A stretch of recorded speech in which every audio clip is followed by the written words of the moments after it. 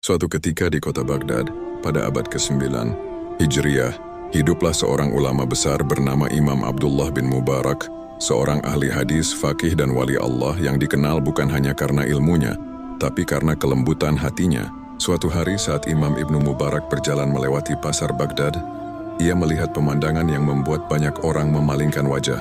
Di sudut jalan duduk seorang lelaki tua yang disebut orang-orang sebagai Majnun, orang gila. Pakaiannya compang-camping, rambutnya kusut, tubuhnya bau. Anak-anak melemparinya dengan batu, para pedagang mengusirnya. Tak ada yang mau mendekat, orang itu lapar. Tangannya gemetar memegang roti keras yang bahkan tak mampu ia kunyah.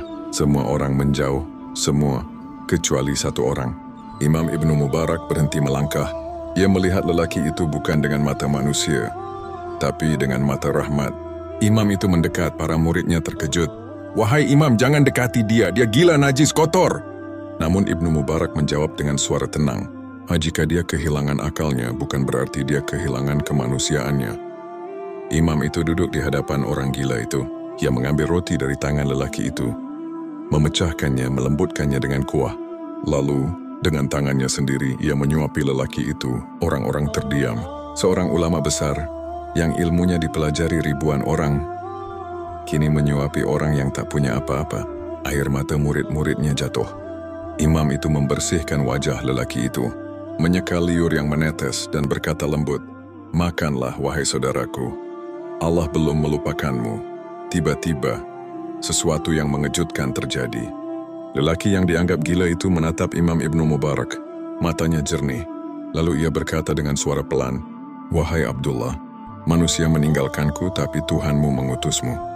Imam Ibnu Mubarak terdiam. Tubuhnya bergetar. Orang itu melanjutkan, "Aku bukan gila.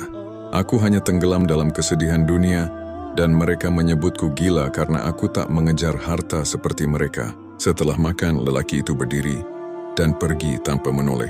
Imam Ibnu Mubarak menangis terseduh-seduh.